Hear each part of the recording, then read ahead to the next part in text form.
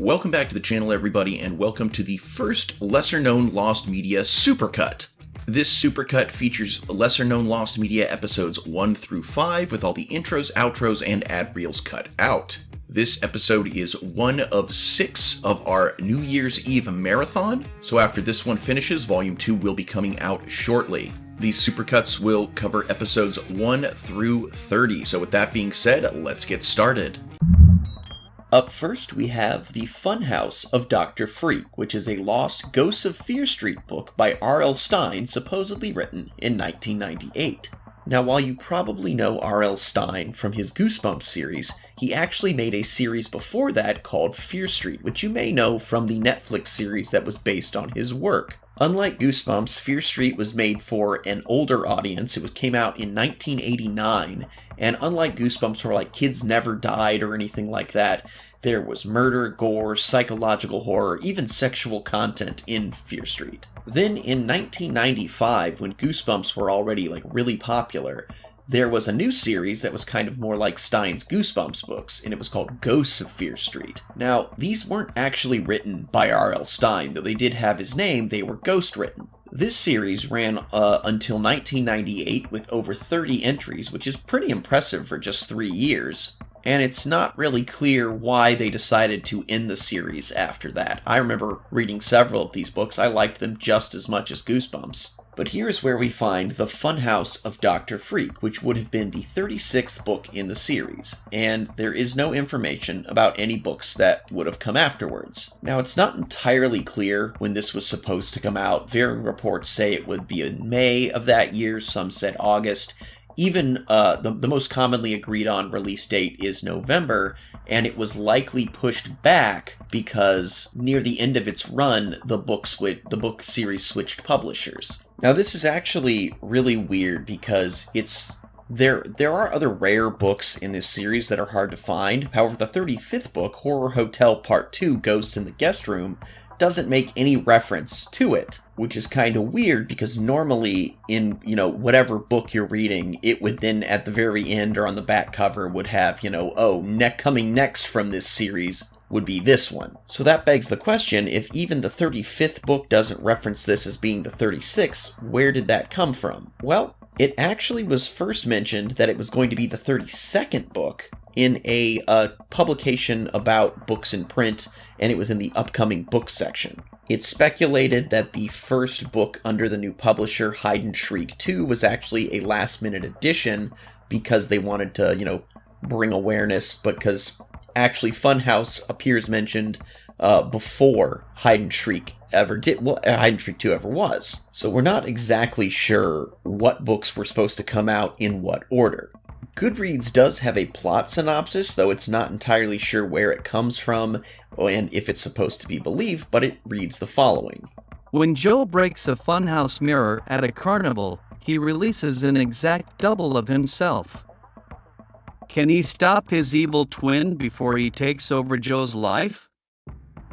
So one of the interesting things about this synopsis is that the main character is named Joe, and in the previous 2 books, which were the Horror Hotel duology, the main character was named Joe Turner. So this leaves us with 2 options, assuming that this is real, because this book was mentioned well before the duology that it supposedly comes after. One option is that because these books were all written by different people, that the name Joe is a complete coincidence and it has nothing to do with anything. The other option being that the book was rewritten to include the character of Joe Turner after it kept being pushed back. But honestly, if we have no evidence for this book, why do people still think it might exist? Well, because none of the information really seems to match up. Amazon has an ISBN number listed for it, though you can't actually buy the book. It actually, if you check that number, it is a real number. It has Funhouse listed as being published in November of 1998 by Golden Books, and that's not necessarily concrete evidence because that could have been assigned before it was produced, but there's even a cryptic review from 2005 on Amazon. 5 stars nice. By Amazon customer on January 19, 2005, I love this book. When the kid met Dr. Freak he was scared. I remember it when I have monster dog. There was said send a photo of you and your creepy canine and will be featured in a Ghosts of Fear Street number 36. Sale on mid-August 1998. If you feel like reading this, order it. This review is very rambling. It actually says very little about the actual book itself. Definitely kind of feels like a troll post. The one thing that gives this weird review some credence is its reference to the contest from an earlier book called Monster Dog, where the grand prize was a photo of you and your creepy canine would be featured in R.L. Stine's Ghosts of Fear Street number 36, which was supposed to originally be on sale mid-August of 1998, plus you'd win 25 copies of the books and a potographed photo of R.L. Stine and his dog Nadine. There's actually no records of what ever became of the competition, and it's assumed that when the book switched publishers, that it was just scrapped. Now, it's unlikely, but not impossible, that Golden Books would have made good on this contest and sent somebody 25 copies of Funhouse. However, it is also noted that Monster Dog never gave a title to what the 36th book was going to be, just that is when it would be, when the photo would be featured. And the last bit of evidence is that on R.L. Stine's official website, which has a complete listing of books he published up to 2012, it has Funhouse in the Ghosts of Fear Street section, though apparently a lot of the information on this site is sourced from other areas online. So, as for my personal thoughts on this, I don't think it exists. From what I've read and what I've found, there's nowhere where it's ever listed that it's going to be the 36th book that is a definitive source. In fact, it was listed to be the 32nd. I think it got scrapped and lost in the shuffle when the books switched publishers. I mean, if I had to guess a reason why, it would have been because that either one, Golden Books just wasn't interested in it, or maybe, who knows, maybe they had blacklisted the ghostwriter who was supposed to write it. But for whatever reason, when it switched over, I think this book, which was supposed to be book 32, was just scrapped and was never actually meant to be book 36. I think there was just enough information about this book before it was scrapped that people wanted to believe it was a real thing. The internet wants there to be a lost Ghosts of Fear Street book out there. I mean, it's kind of this cool mystery that a lost childhood book from a fan favorite series by under a fan favorite author's name, even though he didn't actually write them. And I think that's another problem, is since R.L. Stine didn't actually write this book and was never going to write this book, we can't just ask him if he wrote the damn book. I think if this thing existed in any shape or form, there'd be pictures of it. Somewhere on the internet, on Reddit, on Facebook, somebody would have taken a photo of their old Ghosts of Fear Street collection, and there would have been the Funhouse of Dr. Freak. I don't think this exists, but that's just my take on it. If you feel otherwise, please be sure to comment and tell me why. I'm pretty new and green to this lost media research. I probably missed something. Staying on the track of children's books, coming in at number 2, we have Redwall Book 23, which is a lost, unpublished children's novel that supposedly would have been written somewhere between 2010 and 2011. The Redwall series, which featured anthropomorphic animals, was a very popular series by Brian Jacques. While writing his 22nd book, Jacques died on February 5th of 2011, and that book was actually finished by a ghostwriter and published posthumously. And so if he hadn't even finished the 22nd novel, why do people believe there was going to be a 23rd? Well, here's where it gets interesting. Back in 2010, Penguin Publishing House organized a contest in which one participant would receive the chance to make a character that would appear in the next book of Brian Jacques' then popular fantasy series, Redwall. Now, there was a winner to this contest, and their username was Hyzenthle of Redwall, and they got in touch with the Redwall wiki and basically provided proof that she had been contacted by Penguin and told it that she had won the contest. They have a drawing by Redwall's official artist of her character, a hare named Riza Cartwell, and it was going to be, the illustration was mailed to her, uploaded to the wiki, but her character didn't make it into the 22nd book, The Rogue Crew. So you might be thinking, well, he probably died before he got to the part where she was going to show up, and that might be the case, but here is also where it remains interesting. Apparently it was well known that Brian Jacques, he he didn't just write one book at a time. He would work ahead, he would work on many different projects at the same time, and that makes it possible that he was working on a future novel where Riza was intended to appear. But ultimately, we don't know. So we know that there was a character who was supposed to show up, never did, whether that was supposed to be in the final novel that we got or in a future one that he had already been writing. So this supposed possible 23rd Redwall novel is either lost, unfinished, or both. So what's my take on this? Well, again, this is another one that I just don't think this exists. There may have been a rough draft, but I assume that that would have been found. Like, I've not seen anything in this listing that shows that the author was cryptic or kept things secret or wrote in code. Someone was able to finish his novel, his 22nd novel, after he died, meaning that they were able to find enough of his work. So why wouldn't there also be things that they found featuring this character if he had been working on the 23rd novel? While yes, he probably had some brainstorm ideas for future novels, I think that this character was supposed to show up in the 22nd novel, possibly near the end, maybe in like a bit part, not a main character. And unfortunately, before he got to that part, he sadly passed away, and the ghostwriter, not knowing that he had intended to do that, did not include it. So sadly for that one fan, their character never officially entered the Redwall canon.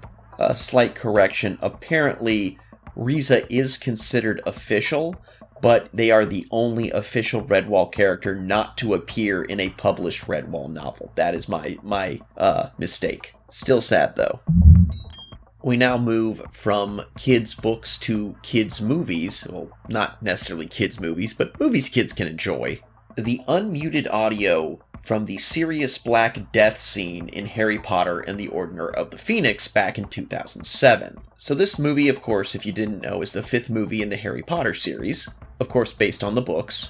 The film ends with a massive fight scene between Harry and his friends and some of Voldemort's followers called the Death Eaters, and one of these Death Eaters, Bellatrix Lestrange, ends up killing Harry's godfather, Sirius Black. Now, after Black's death, Harry screams in agony while being held back by Remus Lupin. There's an image on screen of this scene. In the final cut of the film, Harry's scream is muted entirely. Now, according to the director David Yates, he wanted to slow the scene down to allow the audience to allow themselves to process the death without interruption. However, there is a rumor that it was Daniel Radcliffe, who plays Harry's scream, was so painful that it made multiple actors cry, so they decided to mute it in post-production. Whatever the case was, the original audio of the scene has never been released. So, the Daniel Radcliffe part is probably a bit of an urban legend. There is a rumor that Radcliffe had lost a family member shortly before filming, and that kind of brought some realism to his performance. And the legend also has it that it made Emma Watson and Helena Bonham Carter and Bonnie Wright all shed tears, but there's actually there's no evidence that this actually happened. I think it's just kind of a nice Hollywood story. Though Emma Watson apparently did say that Radcliffe's performance brought tears to her eyes. I think that's probably where this started, and it just has kind of been milked. The most likely reason is given by the director himself, and it also, oddly enough, includes the effect being quote-unquote milked. Here's his direct quote. I wanted it to feel quite operatic. That's why it's slowed down. And yeah, I wish I'd slowed it down even more, actually.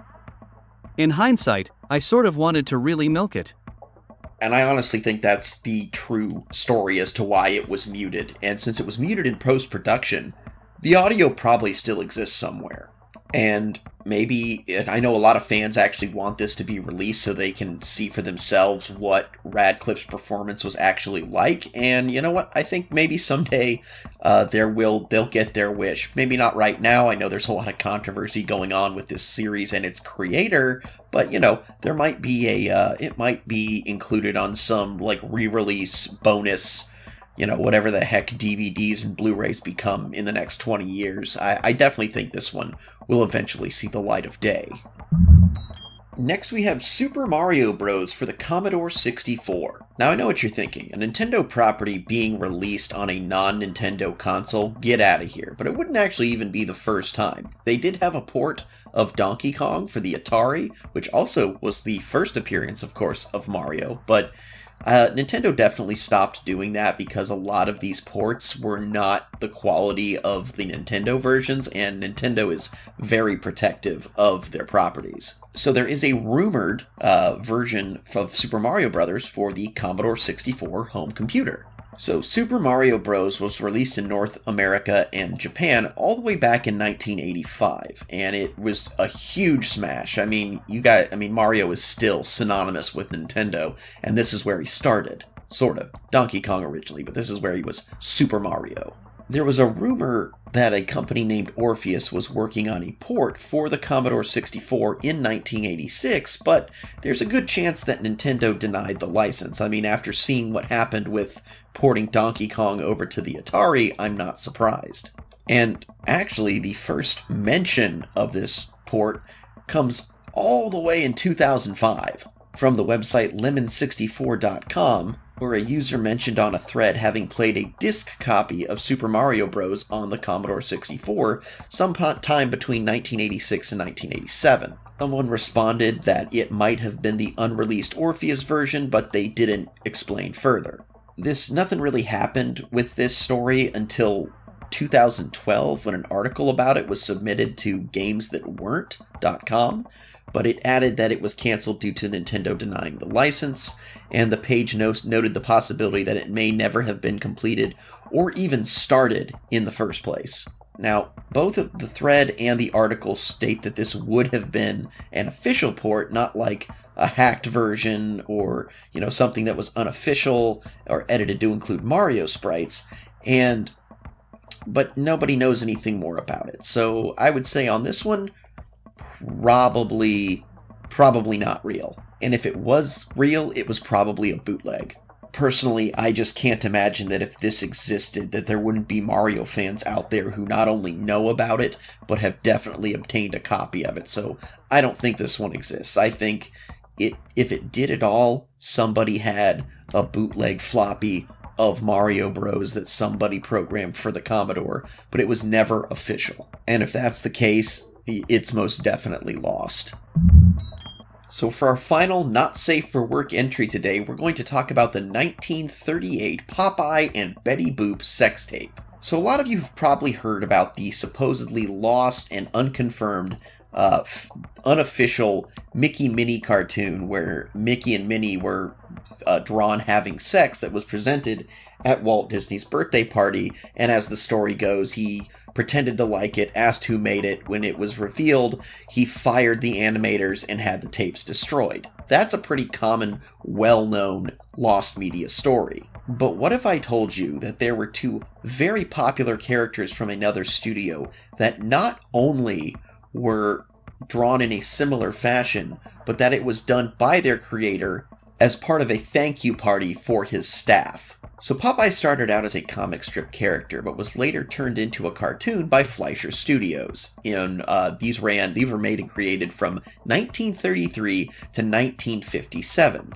before Fleischer lost the ability to create the character when production shifted to Associated Artists Productions and MGM. Now, of all these cartoons, there was apparently a pornographic short that was only really ever officially shown once. And this story was first told to us in an article from 2003, where a journalist interviewed people from the old Fleischer studio. And as they tell it, in 1938, Max Fleischer, who created not only Popeye but Betty Boop as well, wanted to thank animators for making the move from New York to their new Florida studio. And he wanted to do this by having a Welcome to Miami party. And according to these animators that attended, there was a special thank you video shown with Popeye and Betty Boop. It was fully animated with complete backgrounds, voice acting, and a music score, and a stylized Florida landscape. It was said to be very funny and starred Popeye coming to visit Betty in Miami, where she gives him a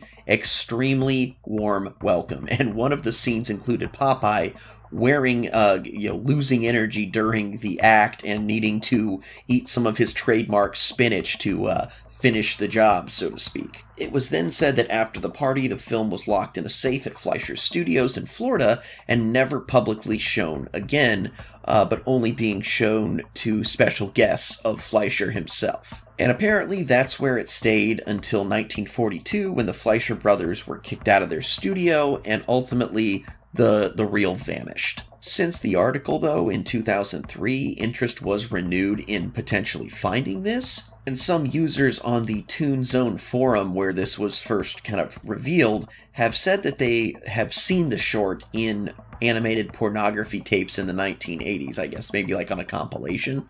But these also have never been found, and ultimately it's unknown where this might be, and even if the article itself was truthful. So it's ultimately a mystery. My take, I definitely think this one existed. Though I think given its history and its disappearance and the time it was created, I think and there was only one print, I think it's long gone. But fortunately, if there's anyone out there who just really wants to see Popeye and Betty Boop going at it, you can probably type in their names, add the word Rule 34, and probably get even way better animated and drawn images of that to your heart's content. Unlike the Mickey Mouse one, which I feel is almost more of a parable than it is an actual thing that happened, I definitely could see this being real, and I definitely think it was, but it has probably been lost to time. Starting off today's list, we have 64 Wars, lost build of unreleased Nintendo 64 turn-based strategy game, circa 1999. So, if you're from America or Europe, you might be aware of the Advanced Wars games. Actually, it's the background video I'm using for this video today. What you may not know is that they are part of a massive series of games known as the Wars franchise. And you might not know this because before Advanced War came out on the Game Boy Advanced in 2001, none of these games had ever been released outside of Japan. But they started all the way back with Famicom Wars, all the way back in 1988. This would be followed by Game Boy Wars in 1991, Game Boy Wars Turbo in 1997, Super Famicom Wars in 1998, and Game Boy Wars 2 in 1998 as well. After that, the next installment would be Game Boy Wars 3 in 2001, which released the same year as Advance Wars. But in between the release of Game Boy Wars 2 and Game Boy Wars 3, there was meant to be a game for the Nintendo 64 called 64 Wars. And you were supposed to be able to use the Game Boy Transfer Pack to transfer data from Game Boy Wars 2 to 64 Wars on your Nintendo 64. This function actually appeared on the menu for Game Boy Wars 2, but it could never be used because 64 Wars never came out. It was originally showcased at Space World 1999 with a release date of January 29th, 1999, but it was cancelled for unknown reasons. And while we do have some footage and screenshots, no builds have ever been released or leaked. Personally, I think this one got scrapped because they just didn't think there would be that much interest in it, or perhaps even the transfer feature that was so intricate and such a big part of this. Probably there was something that just didn't work. And as we know, Nintendo is very big about the quality of their games and, maintaining control and their good name of their properties. So I think rather than release a game that one of the big features of it just didn't work at all, they just decided to scrap it. Personally, I love the Advance Wars series, so knowing that there is a unreleased piece of media out there is kind of cool. Next up, we have Okiku Naruko, a lost Japanese version of a puppet TV series that aired from 1959 to 1988. Do you recognize this monkey? While you might recognize him from countless internet memes, you might be amazed to know that he is part of a massive piece of lost media. Okiku Naruko, which translates to Children Growing Up, was an educational Japanese show produced by Studio Nova that aired on NHK through April 7th, 1959 to March 18, 1988. It was created for first and second year primary school students in Japan, teaching them lessons like morals and how to act at school. The monkey puppet that we all know from meme fame was actually Pedro, the main protagonist of the show. The show also aired in Latin America from April 13, 1984 to April 4, 1986, and was called Niños en Crecimiento. While there are clips available of the Latin America release, only one clip of the Japanese version has currently surfaced, meaning there is a ton of lost media from this show. I definitely think this is cool just because, we all know this monkey so well. We've all seen the memes, and yet apparently so much of him is lost. Up next we have The Superman, lost early comic from superhero series in 1933. In this day and age, it's hard to imagine a world where Superman is not only well known, but highly popular. However, at the beginning, creators Jerry Siegel and Joe Shuster had a lot of trouble getting Superman published. His first appearance was in Reign of the Superman, where he was a villain in a short story. And before Superman would make his next and most famous appearance in Action Comics #1, they tried to get him published in a different form. This was called The Superman. And in this version, they turned him into a hero instead of the villain. Unfortunately, after all of their hard work, their publisher, Consolidated Book Publishing, pulled out. It is said that Joe Siegel was so frustrated by this that he threw the entire issue into a fire out of rage and frustration, and we wouldn't see Superman again for another 5 years. As of today, the only thing that survives is a cover and a cover sketch. And these covers are very interesting because Superman looks very different than what we know Superman as. And for one, he is bare-chested instead of his trademark, costume. And the only thing we know about the plot is what Siegel and Shuster tried to remember from memory years later, but they did say that early Superman was a non-alien crime fighter crouching on rooftops and wearing a bat-like cape, which honestly makes him sound more like Batman years before Batman would even be created. Superman is arguably one of the most well-recognized characters in the entire world, and it's interesting to think that something so early in his creation is just lost. And even more so, it's interesting to know that it was lost due to the fact that, despite his popularity today, people just didn't think anyone would like Superman back when he was first pitched. My, how times have changed. Alright, at number 4 we have a lost Pokemon called Gorochu. Back in the early days of Pokemon, when the game was first being developed for Red and Blue, there were a ton of Pokemon that were designed and sadly never made the cut, whether due to space limitations or being made superfluous by the design of a different Pokemon. A lot of stuff did not make the cut. One of these was of a third evolution of the fan favorite Pikachu. Pikachu, with the help of a Thunderstone, evolves into Raichu, and that is his ultimate evolution as of this moment. However, it has been made known by the creators that originally they had planned for Pikachu to have a second evolution and a third form called Gorochu. While they have described a little bit of what he would have looked like, ultimately the only image we have of Gorochu is we did find in the data mining of the game this back sprite of his. There is a lot of artwork out there, but we don't really know exactly what it would have looked like. And in all honesty, we're probably never going to get this unless Game Freak decides to, reuse some of their old designs in the future. Up until the introduction of the Pokemon Grookey a few years ago, Raichu has always been my favorite Pokemon, and so to think that we could have had an even cooler version of Raichu, I'm very saddened at what could have been. But ultimately the creators stated balancing issues were why Gorochu never graced our screens. Our final entry today is Nymphette, which is a lost English printing of the Kodomo no Jikan manga from 2007. Kodomo no Jikan, which translates to A Child's Time, is an adult-oriented manga by Kaworu Watashiya, and it has the unfortunate plot of dealing with an elementary school teacher plagued by the fact that one of his students has a crush on him. And apparently there was a lot of media involving this series. There was a serialized manga between May of 2005 and April of 2013, so this went on for 8 years. It received a 12-episode anime adaptation in 2007, 4 OVAs in late 2009, and a 5th in 2011.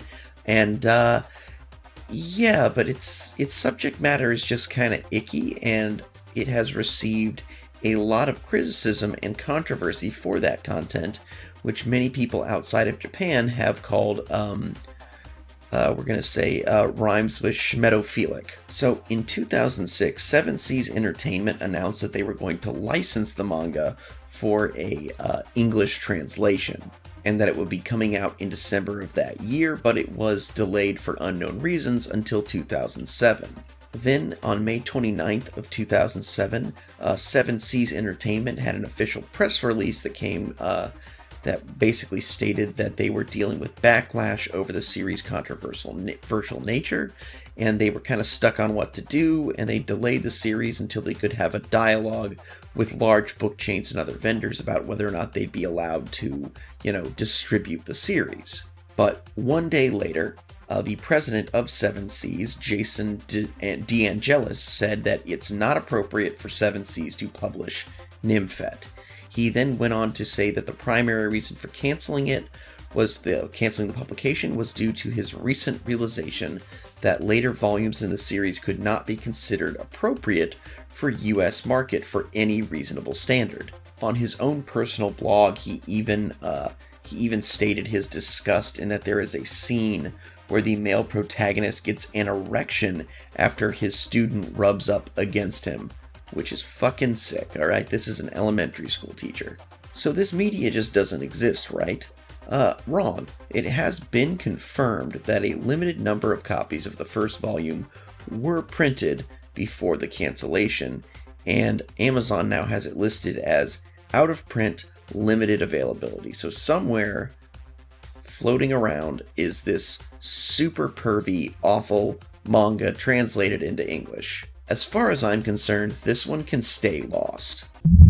First up, we have Okochi Gengoro Ika, which is a lost build of an unreleased Nintendo 64 simulation game from the late 1990s. One of the interesting things about this was that there was no information about it at the time of its development or even cancellation. We only found out about this game in April 12th of 2007, when Game Tanteidan, I think I said that right, which is a used retro game store in Osaka, and they introduced a prototype ROM of the game on its blog. The game is set in Showa-era Japan, with the main character of Kokuzo Okochi, and is the eldest son of a family in 5th grade. The other characters featured are a father, mother, sister, a baby of unknown gender, grandmother, grandfather, and a relative staying with them for a total of 8 family members. Basically, you as the main character are in 12 different scenarios. You have to increase or decrease the emotional parameters of 3 family members, and there's a monologue outlining the results at the end of every day. Apparently the scenarios are pretty chaotic. There's a scenario where you're making Korean rice for dinner and end up throwing detergent, rats, and dynamite into the pot, and that results in the family getting food poisoning. And the other scenario mentioned on the Lost Media Wiki involves a scenario going shopping for a TV and a tombstone, and suddenly a mother and sister kill each other over one man using a fire extinguisher and a kitchen knife. So this game sounds pretty ridiculous.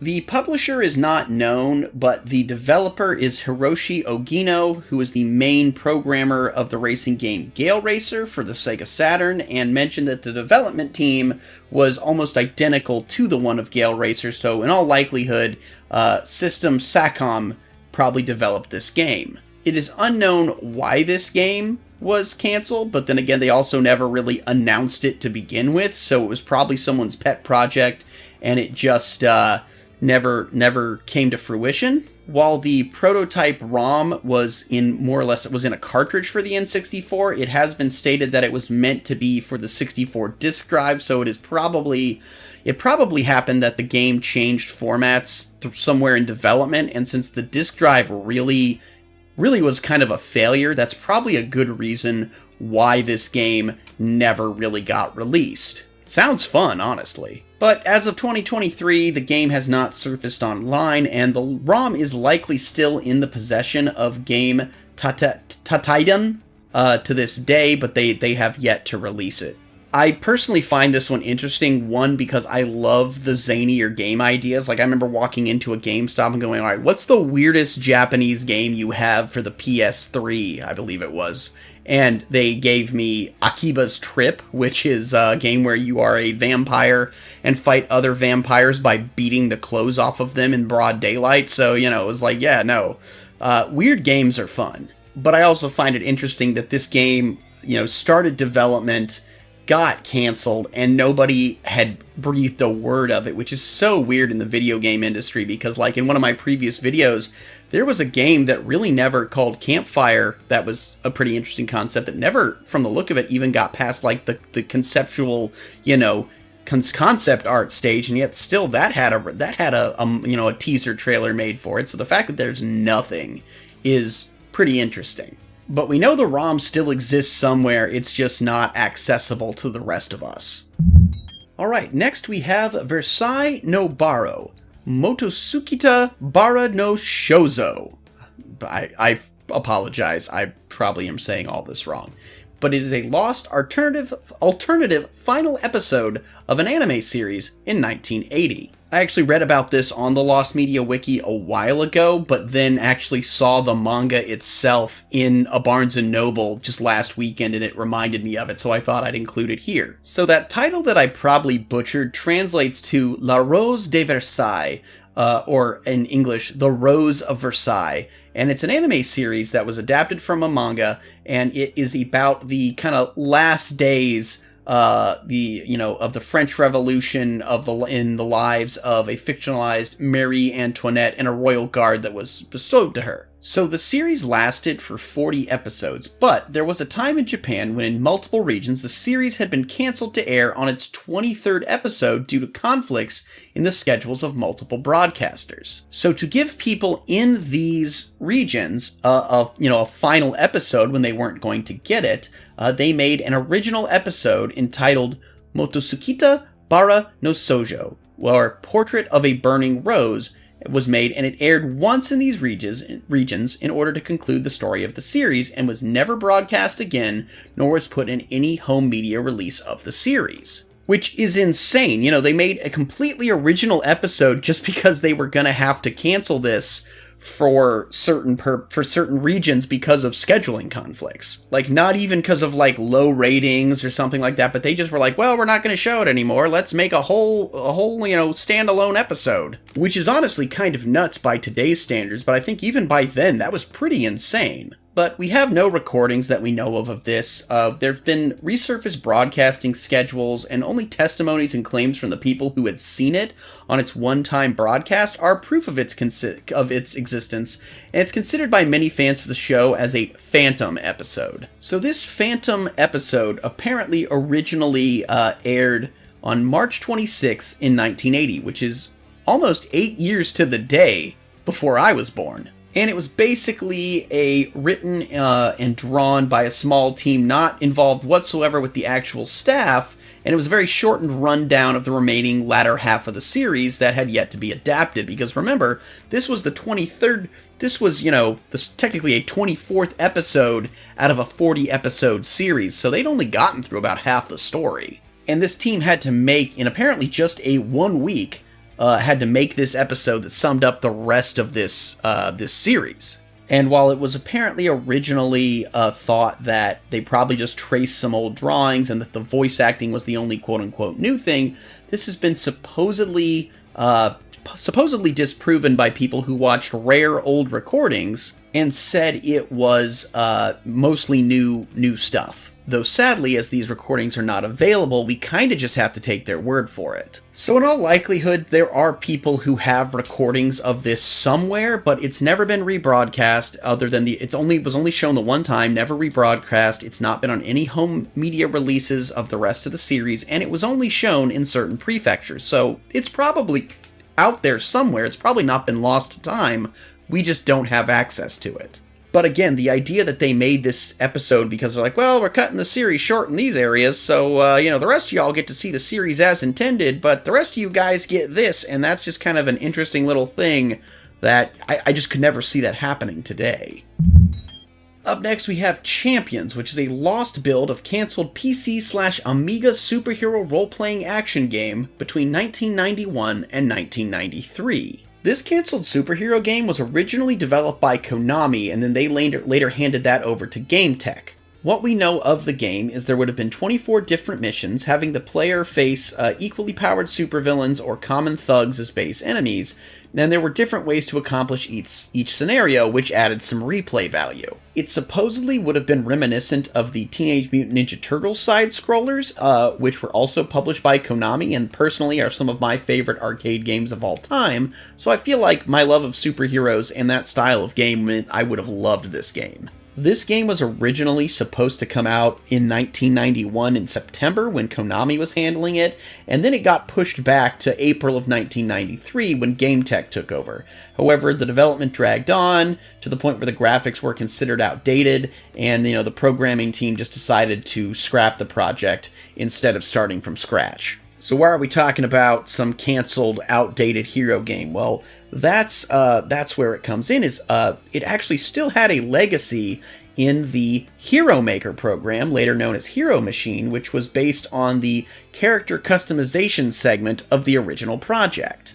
Personally, I loved using Hero Machine back in the days when Flash was still on the internet, and I think it's awesome that this kind of came from the design where you would have been able to design your own superhero to play in a side-scroller. So I just think this is actually a pretty cool concept. Too bad that development took too long so that it never actually got made, but the fact that it did give me something that from this canceled project came one of the things that I spent hours using back in the day, I just think that's pretty cool. And since I'm the one making this video, what I think is cool is what we're going to talk about.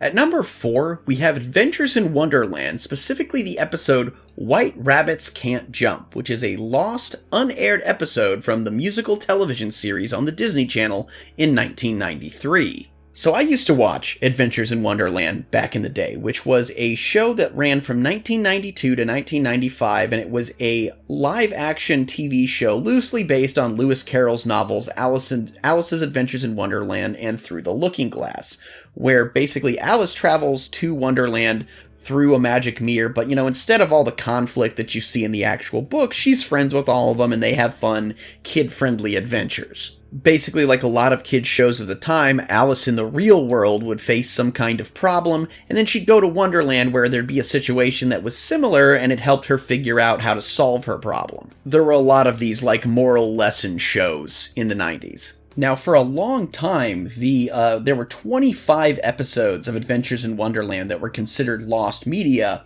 out of their 100 episodes until Disney Plus added almost the entire run of the show to its streaming service back in April 30th of 2021. But there is still one episode out there that we have not seen. Though oddly enough, we do have a picture book adaptation, which is where we can see the image on the screen from. Now, this episode was called White Rabbits Can't Jump and was the second to last episode of the series to be produced. The basic plot was that the White Rabbit was reluctant to participate in the annual Wonderland Leap Year Games out of fear that he'll lose. He then receives encouragement from an imaginary figure who gives him the courage he needs to take part. The game eventually ends in a tie, with Rabbit having to take part in a tiebreaker event. He loses due to his poor jumping ability, but his spirits are significantly lifted when he is presented with a second-place trophy from the real version of the imaginary figure, which, if you haven't gathered this from the image, is O.J. Simpson. So the production of this wrapped in late 1993, with it being set to air at some point the following year as part of the show's third and final season. Well, the problem being, if you have been living under a rock and you don't know anything about, the history of the 90s, these plans were halted on June 17, 1994, when O.J. Simpson was arrested for the alleged murder of his ex-wife Nicole Brown Simpson and restaurant waiter Ron Goldman. So, Obviously, they didn't air the episode because it would have kind of been in poor taste at the time, especially because it was depicting an idolized version of this guy that was on trial for murder. Ironically, it was one of only 2 episodes of the series that was adapted into a picture book, and as such, it's the only reason we have images from the episode. So the episode was never aired, it's not been released at any time, and it's not likely that it ever will be. Now, in case you don't know, O.J. Simpson was found not guilty, but a lot of people do still believe he committed the murders, or at least was somehow involved with them, and it did ruin his reputation.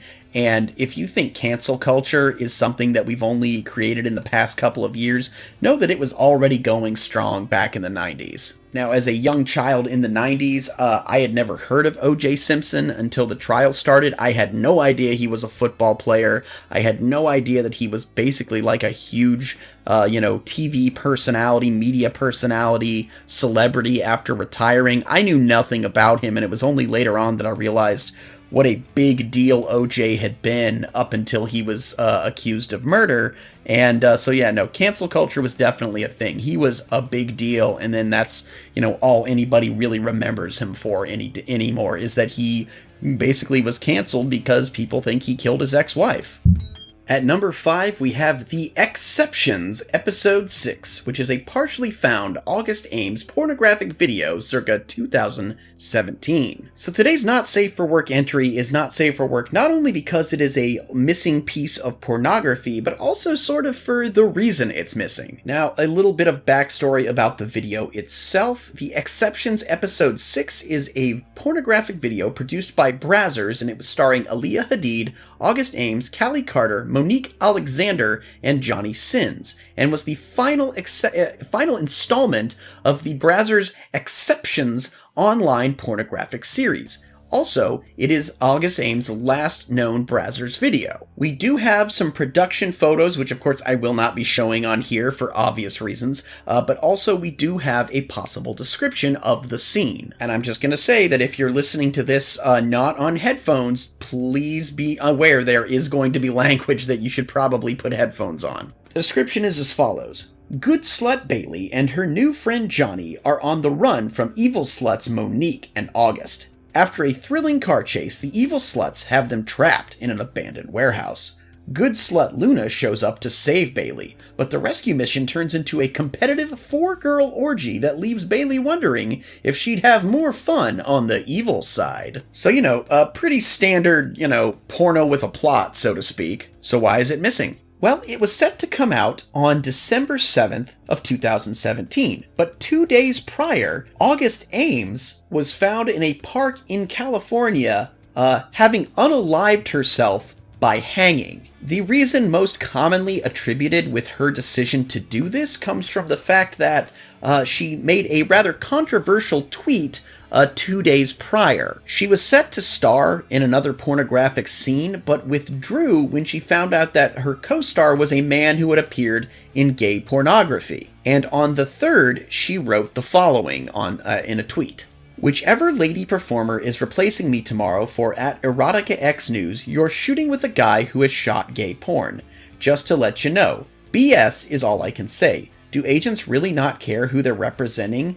LA Direct, I do my homework for my body. Now, this tweet was seen as hugely homophobic, and it resulted in a lot of backlash from people, including from other performers. One, Jackson Wheeler, who is a pansexual performer, demanded that Ames either apologize or take a cyanide pill, and he did later express that he regretted this. Ames had a history of mental illness, and during her autopsy they found that she had been on cocaine, marijuana, Zoloft, and Xanax, and they determined that it was probably due to all the drugs in her system and her fractured mental state combined with the cyberbullying that led her to choose to unalive herself. Now, while some might take this at face value as a terrible person buckled under the pressure of their terrible views and decided to just take themselves out of the equation, it's actually a lot sadder than that. I personally don't think her tweet was meant to be homophobic at all. In fact, Ames herself was bisexual. One of the things that has been, I don't know if it's currently the state of it, I don't keep up on the politics of pornography, but there were a lot less safeguards in place to protect male-on-male performers from contracting certain STDs, while there were quite a few in place to potentially keep the female performers safe. Apparently Ames's idea of not wanting to shoot with a male performer who also performed in male-on-male scenes is not uncommon in the adult industry. In fact, it is quite common because of the fear of that there will have been shortcuts taken at some point, and it could be disastrous to their health if these companies didn't take the proper safeguards. And while that is tragic, I can't necessarily say I'm surprised that, if anything, adult entertainment is one of the few industries in the world where women have the power and they are the real breadwinners and the moneymakers. Women performers make 10 times what men do. So, it's definitely, I can definitely see in situations where a men-on-men scene, while desired within the community, won't make as much money, and therefore the studios aren't going to spend as much making sure their performers are safe, which is really tragic. But whatever her motivations were, the fact is that the negative pushback from her, publicly decrying her views is what is considered to have made her eventually decide to end it all, and that's really tragic. Personally, I don't think Brazzers will ever release this. I feel like it will be kind of in bad taste. To release it in any form would almost be like saying, hey, want to see a guy stick his dick in a dead girl? Which, thank God I'm not monetized. But ultimately, again, there's so much adult content out there. Do you really... you'd have to be kind of morbid to be demanding, yes, I want August Ames's final scene. I demand to see her. The one small beam of light in a tragic story, apparently with her death and the death of other adult performers that same year, there have been a lot of initiatives since that have come about to deal with the mental fragility that can exist with these performers, including a hotline called the August Project. It feels right that this piece stay lost out of respect for the performer, because even though her job was, taking her clothes off and taking dick for money, I'm sorry that came out so crass, but that's how some people might see it. She was a human being. She expressed her opinion, and she received a lot of blowback and caused her to make a very sad choice. For anyone to be making efforts to find this just is ghoulish, in my opinion, and that's really all I have to say about it. At number 1, we have the lost pilot episode of the Gremlins animated series, which was a canceled animated series circa the 1980s. If you're unaware, Gremlins were a series of 2 movies, Gremlins 1 and Gremlins 2, in the 1980s that centered around cute little characters called Mogwais that turn into ravenous monsters if you feed them after midnight. The original Gremlins, along with the movie Temple of Doom, were actually the 2 films that got the ratings board to add PG-13 to the list of ratings, because it was a little too much to be PG, not quite enough to be R. Also, quick correction, the second Gremlins film actually came out in 1990. But apparently, though very little is known about it, somewhere in between the 6 years in between the first Gremlins in 1984 and the second film, it was pitched and they started work on a pilot for a Gremlins animated series, possibly titled Gizmo and the Gremlins. Of course, Gizmo being the Mogwai that doesn't turn into a gremlin, and he teams up with the humans to fight the evil gremlins. And as far as we know, the pilot episode is the only episode that was ever entered into production. Now, there are some that have said the reason the show got canceled and never released is that parents would have had concerns about the violence found in the source material. And to that I say no. Maybe, it was the 1980s, but certainly in the 1990s, it seemed like every single not made for kids franchise was getting potential cartoons made about it. There was RoboCop, there was The Mask, there was Tales from the Crypt Keeper, there was even an Aliens animated series that was in production. And all of those got made, with the exception of Aliens. Though the director of both Gremlins films, Joe Dante, says that it was never finished because Gremlins 2 flopped at the box office. Honestly, I don't necessarily believe that either. While the second Gremlins film, which did have the new PG-13 rating, unlike the original Gremlins, which had a PG rating, might not have hit home with adults, I certainly think, especially with the way the Gremlins look, with the way Gizmo looks, there was more than ample ability for them to make this series and market toys to kids, which, as we all know, in the 80s and 90s, was the only real reason to make a cartoon show, was to sell toys. So whatever the actual reason this show never got made, I definitely don't necessarily believe that it was due to the violence of the source material or the fact that it wasn't doing well at the box office, because, let's be honest, Attack of the Killer Tomatoes got a cartoon series, so, I mean, why wouldn't Gremlins? Anyway, I think this would have been cool. Unfortunately, it just never became a thing. At number 2, we have Chuck E. Cheese's Pizza Time Theater, a lost animated commercial for the restaurant chain from 1979. Now, if you've been a kid any time in the past 30 years, you probably remember Mr. Charles Entertainment Cheese and his wonderful pizzeria and game parlor. But apparently from December 1979 through early 1980, Chuck E. Cheese Pizza Time Theater aired a 30-second animated commercial on various stations. Little is known about this commercial, and there are very few remnants of it left in existence. A little bit of background about the history of Chuck E. Cheese. It was Chuck E. Cheese's Pizza Time Theater from 1977 to 1989.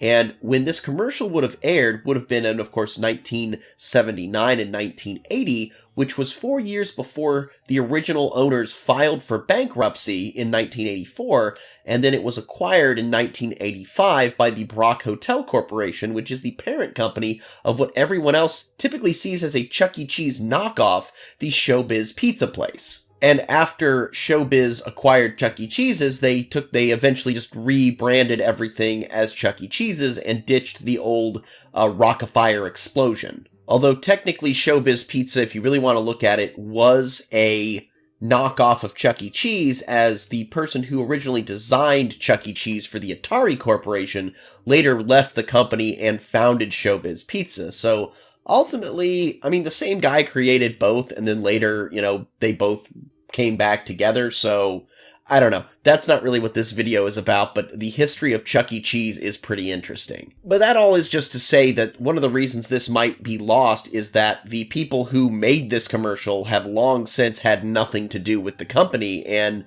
the current owners probably don't even have this in any kind of archive or anything. In fact, one of the only ways we know this commercial existed, despite other than maybe just word of mouth, is that at the time, there was the Pizza Times, which was an in-store newspaper made for employees at Pizza Time Theater. And in Volume 1, Number 1, published in December of 1979, there was a small blurb under the Have You Heard About section that talked about a 30-second commercial for birthday parties that will begin airing on local TV stations.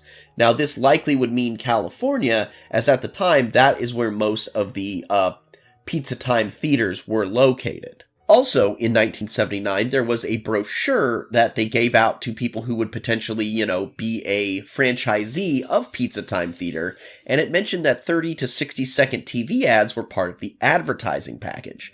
This commercial could have been part of that package, though that has not been determined. So given what we know about the time, there actually on the Lost Media Wiki, there is a list of possible TV stations that may have aired it. And as for the availability of the commercial itself, all we have of it is there is one collector. His name is Damon Breland, and he is the owner of Smitty's Super Service Station, and he owns 2 animation cells from these commercials. It was first brought to the attention when they were in the background of a YouTube video by Set Streets and Eats, where they visited Smitty's, and since the cells themselves have been scanned and uploaded to the internet. But any actual animated clips or actual footage of the commercial is not available. And considering that this would have been broadcast on local television between, the years of 1979 and 1980, when definitely there was not nearly as much ability to tape and record TV shows, at least not affordably, there's a very good chance we will never find this one, unfortunately.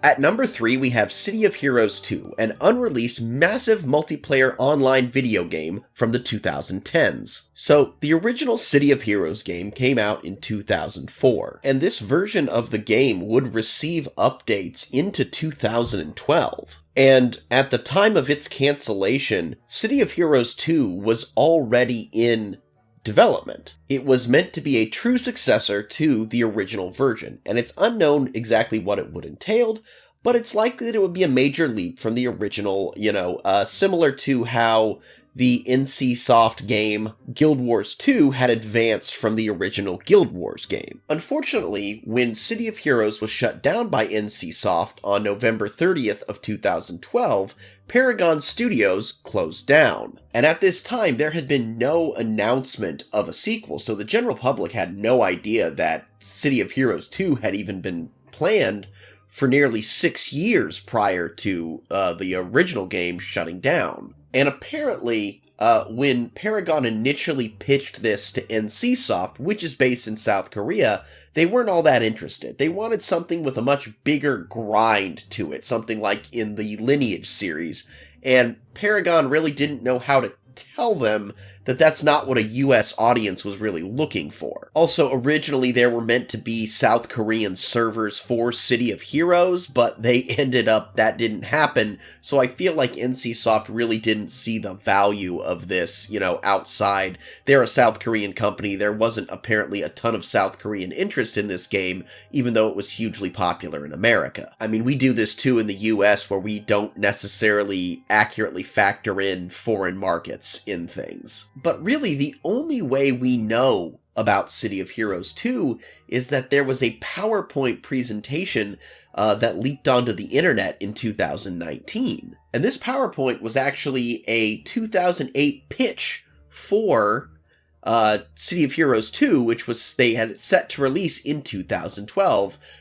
And that's just kind of ironic, considering that's the year it ended up getting closed down. Apparently this document was only on Reddit for 2 days before it got removed by NCSoft's legal department. Kind of funny that they care about a pitch meeting for a game they didn't decide to make from over 10 years ago. But according to the proposal, City of Heroes 2 would have included the following: a robust and unique character generation tool that would include Character Creator 2.0, unique playstyle with completely customizable powers, offline play progression and Web 2.0 integration, reactive heroes and proactive villains, an arch-nemesis system, a mission architect 2.0 to allow players to create their own unique stories and missions, console accessibility, that'd be pretty cool, improvements on enemy and group AI, destructible environments, robust endgame, PvP, player-generated epic battles, and affect the world and leave your mark.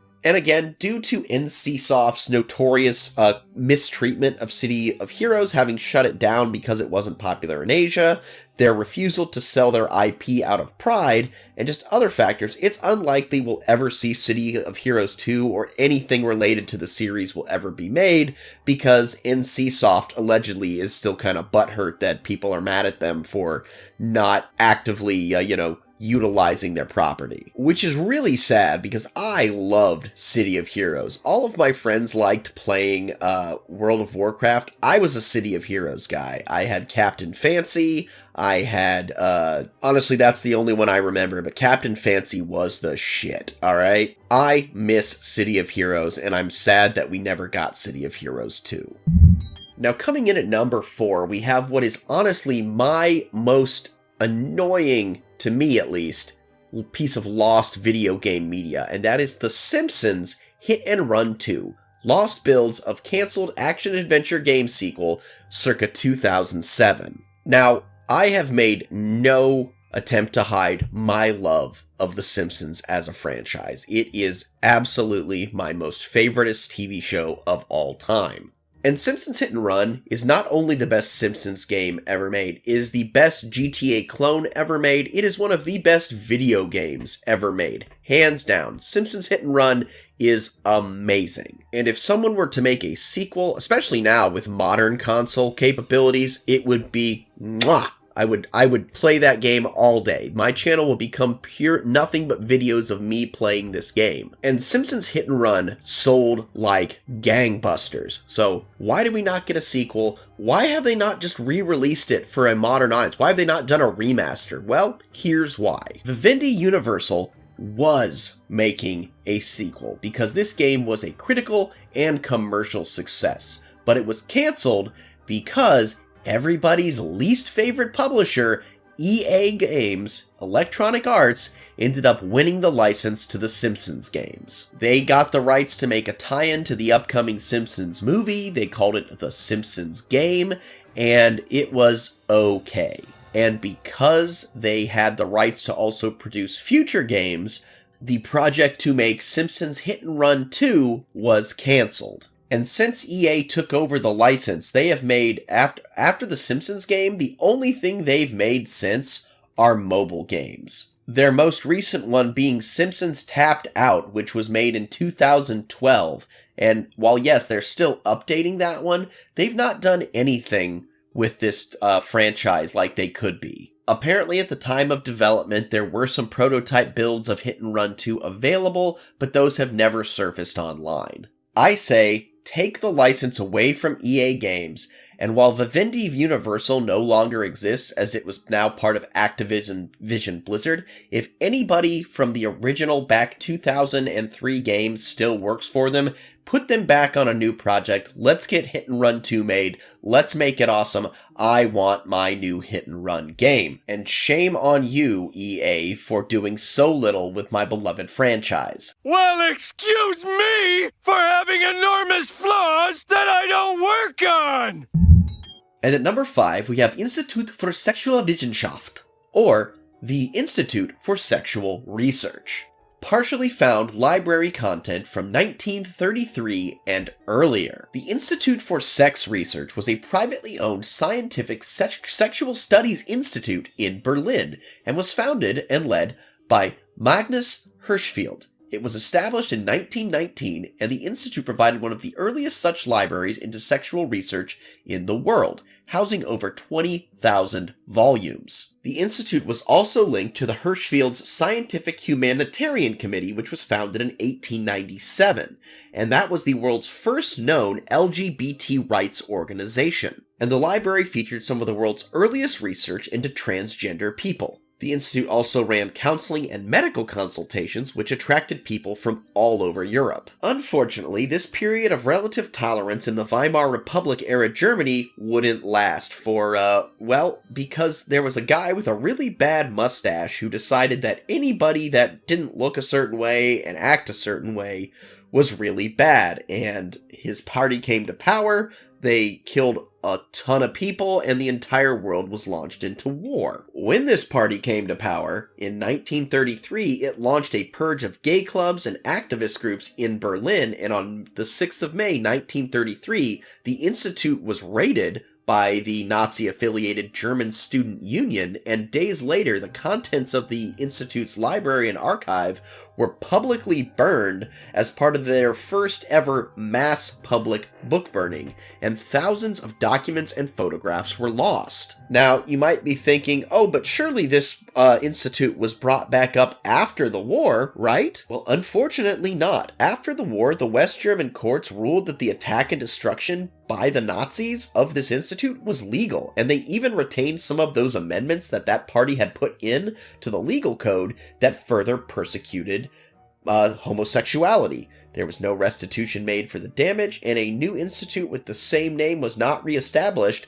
until 1973. And a lot of this stuff is missing to this very day. They do have a website where they have a list of wanted texts and items from the archive, along with some that have been recovered, and some of the surviving documents are preserved at the One National Gay and Lesbian Archives in California, and as well as the Habel Hirschfeld Archive of Sexology in Berlin.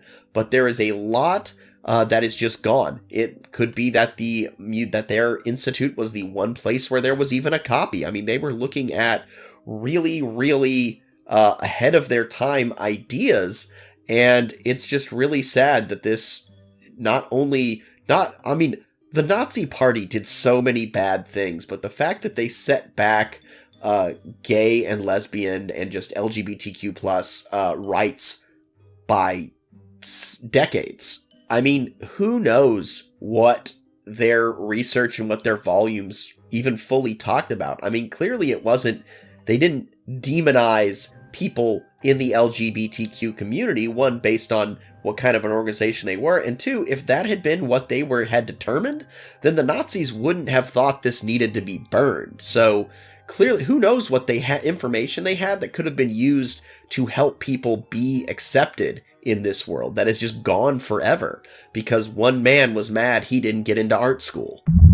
Coming in at number 1, we have the original script for the comic book The Watchmen, which is partially found and is circa 1986. You've probably heard of The Watchmen. You might know it from the movie, you might have read the comic, or you might know it from your edgy friend who likes to quote Rorschach all the time. Ooh, he's so deep and dark and mysterious. But I think what's really interesting about The Watchmen, even more so than the themes it talks about or the ideas, or just even how it is literally the one comic book on the listed on the 100 best novels of all time, is that it has changed drastically since its first inception. Like, just to be perfectly honest, I'm not even sure the piece we're talking about in this this entry is even the original script, so to speak. Because there's about 5 pages of this script that are available for viewing, and you can see in some of them that they actually reference the character like Rorschach in it. And as you can see from these photos, it is an absolutely massive script, because this was quite an undertaking for writer Alan Moore, but the characters themselves aren't the original ones he envisioned. Fans of the series probably already know this, but Watchmen was meant to be originally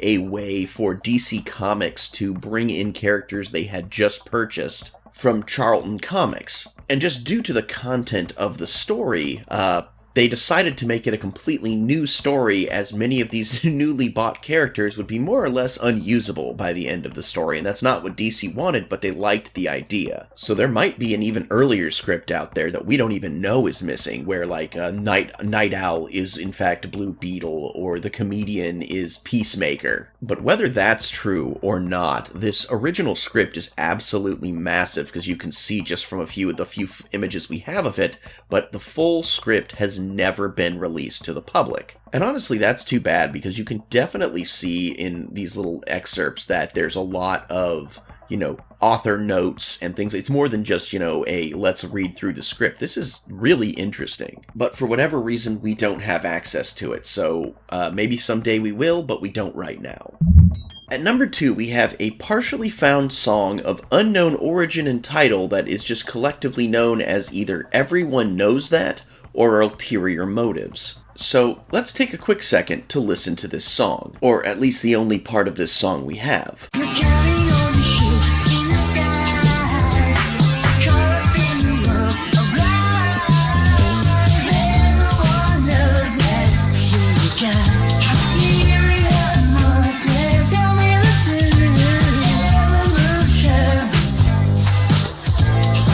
Now, does that song sound really familiar and nostalgic to you? Like you've heard it before, but you just can't quite place where you heard it? Well, if so, you are not alone in that. This 17-second sample was uploaded by user Carl92 on a website called What's That Song. He claimed he found it on a file in a DVD backup. The file is from 1999, however, due to the style, people assume it was recorded somewhere between the 80s and the 90s originally. Now, the version we listened to was a remastered version, but the original form has been determined that it was not from a VHS or something, that it was definitely recorded straight off of TV, like putting a microphone up to your TV speaker, and it contained a specific pilot tone only present in MTS broadcasts exclusive to select few countries. So it was also determined that the song was definitely likely captured via a computer microphone. So it's also thought that this song might be for television material or advertising, as opposed to something that would have been on like an album. Also, while people can't entirely agree on what the lyrics are, the general consensus is it's something close to, "You're counting all the sheep in the sky, caught up in a world of lies. Everyone knows that. Yeah, you got ulterior motives. Tell me the truth. Everyone knows that. And that's where the snip gets cut off. Personally, this sounds to me almost like something that would, like, be the intro into, like, I don't know, the 700 Club or some, like, religious infomercial type program. Back when they were trying to make 1950s values appear to hip, cool 80s teen sensibilities. But your guess is as good as mine. The whole thing is the song sounds really familiar, but nobody seems to be able to figure out where it's from, who made it, but it does exist, so where's the rest of it? At number 3, we have Alfred J. Quack, partially lost Japanese dub of Dutch-German-Japanese animated series circa 1989 to 1990. Now, this one I found interesting because while it is no rarity that multiple countries' studios will be involved in a single production. I mean, there's so many Canadian French, Canadian American, Japanese American. Like, there's so many times that a cartoon that we love will have more than one country of origin. It'll be like a joint project, but typically it's usually like the English dub of this project that is hard to find. And it's usually there's no trouble finding a Japanese dub of things. It is very rare, which makes cases where it is very interesting to me. And Alfred J. Quack is one of these. It is an animated comedy drama TV series based on a Dutch theater show, and it was co-produced by Vera, Telecable, Benelux BV, ZDF, and TV Tokyo.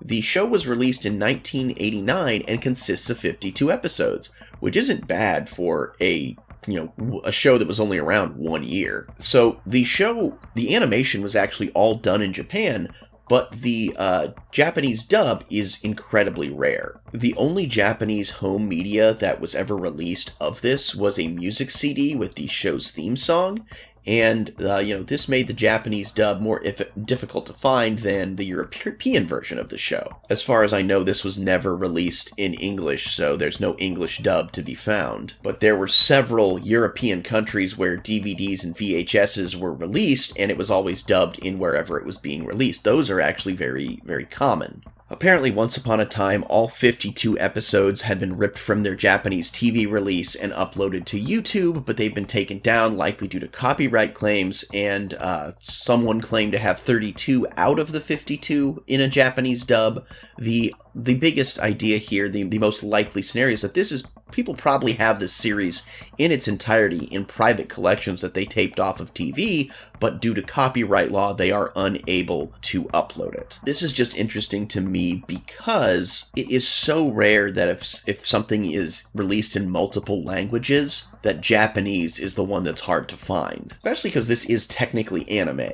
Even more interesting, in 2019, a YouTuber uploaded all 52 episodes in Mandarin/Chinese language that had all of the Japanese music, but was in Mandarin, was in the Mandarin language. So, this thing, even the Japanese version was technically then dubbed into Mandarin, but we still don't have the Japanese. I just think that's really interesting. Also, I'm not surprised it was never released in the States, though, because this definitely looks like it was meant to be like a Donald Duck, DuckTales ripoff, and Disney would not have been happy with that.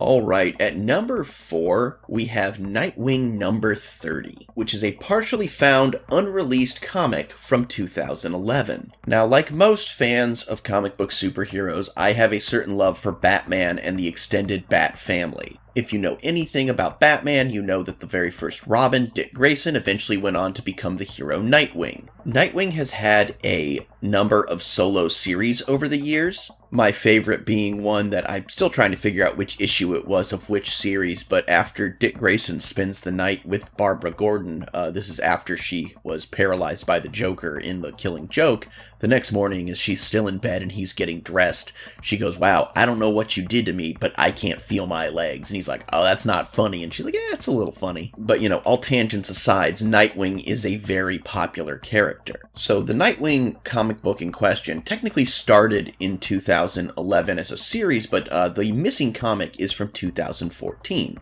Because in January of 2014, DC announced that the Nightwing 2011 series would end with its 30th issue. The original solicitation for Nightwing number 30 read as such: Nightwing number 30, written by James Tynion IV, art by Megan Hetrick, cover by Eddie Barrows. There was a 125 Mad variant cover, and it was supposed to be on sale April 9th, 40 pages, full color, $3.99 US, rated teen, final issue.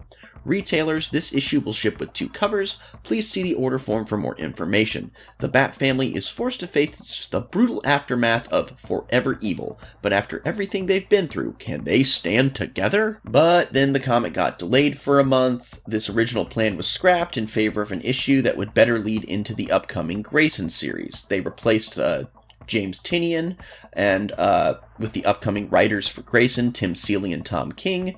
The artist Megan Hetrick was also replaced with Mikkel Janin, Javier Giron, Jorge Lucas, and Guillermo Ortego. But despite, basically scrapping the issue was supposedly mostly done. We have a scrapped plot synopsis. The unpublished issue was going to feature almost all of the Bat family, including Batgirl Barbara Gordon, Jim Gordon, the Red Hood Jason Todd, the Red Robin Tim Drake, Batman, and Alfred. In addition, Starfire, Superman, and Roy Harper, Red Arrow or Arsenal, I don't know what he was going by at the time, were going to appear. The story would have centered around the funeral of Dick Grayson, having his friends and family share stories about him and grieve. Meanwhile, it's revealed that Batman helped Dick fake his death to have him go undercover. I mean, honestly, that sounds like a pretty interesting comic. And apparently, the issue had already been inked. All 30 of the inked pages were later posted and sold on Megan Hetrick's art agent's website in 2014, but without lettering. So we thought, oh, maybe it got inked, but they didn't do any lettering on it. Well, nope, they actually discovered that it had been fully lettered when James Tynion posted the lettered page to his website, to his Twitter, in 2017. Now, from this, we're assuming that the entire thing was lettered, but no more lettered pages have been released or found since, so the full dialogue of the issue does remain lost. I just think it's really interesting that they would just scrap this issue of what sounds like it would be a pretty cool comic just because, we're just gonna tie it in better with the new series. I mean, you don't really, it feels like, you had this team work on this comic for 29 issues of the 30, and then for the final one, you just said, who cares? But I mean, if DC's movies are any indication, they don't make the best decisions. But who knows? Maybe one day we'll at least see the rest of the lettered pages of this comic, though, sadly, I doubt that it will ever be in full color.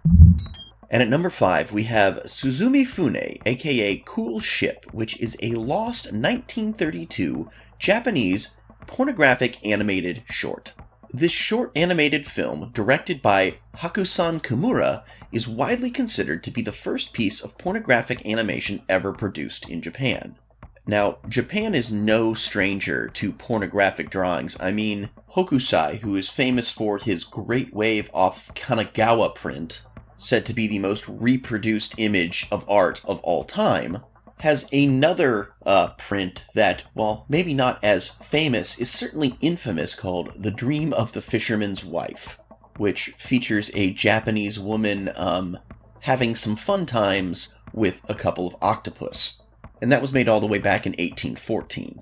So you might think that all would be well and good for Japan to make a pornographic cartoon if, they've been such down bad pervs for animated smut for over a century. Well, censorship standards in Japan have fluctuated greatly over the centuries, and unfortunately, at the time of this production, it was in their more conservative era. And before this film could be completed, it was seized by the police and has never been released. Now, something that's interesting about this unreleased film is that at some point in the early 2000s, the Tokyo police donated remnants of the film to the National Film Center, and it is said that the print is 10 minutes long. So, brief update, I was able to find a little bit more about this by going to the Japanese Wikipedia page and translating it over to English. Sometimes some of these these foreign things, I do run into troubles finding information because I do not read Japanese at all,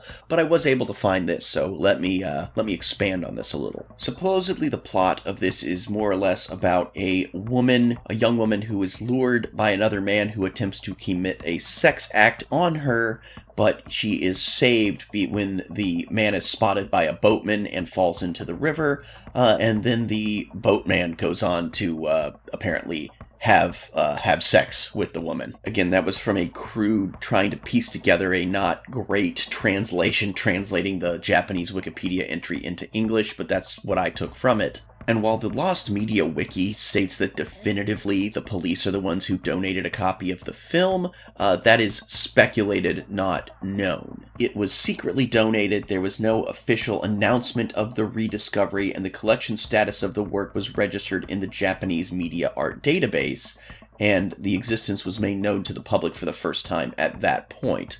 Well, ultimately, this film, nobody knew where it was at all for almost 85 years. And when asked if there would be able to be a screening of the work, the museum's response was that it could not be released due to the arrangement with the donor. There have been requests to for the museum to talk to the donor, whoever it may be, about making it available to researchers, but as of right now, this remains locked away, sealed, and, nobody can actually watch this. Again, I mean, on its face value, it's just an old cartoon porno movie. It's probably not great quality considering when it was made, but it is interesting in how big the quote-unquote cartoon porn industry in Japan has become, and this is said to be, the very origin of animated smut in Japan. So I definitely think it does have, at least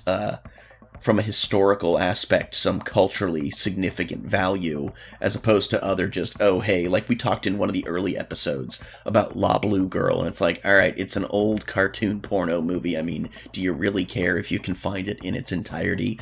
Go watch something more recent if that's your thing. It feels weird to utter the phrase historically significant pornography, but there you have it. And that's the end of Volume 1, everybody. Stay tuned for Volume 2.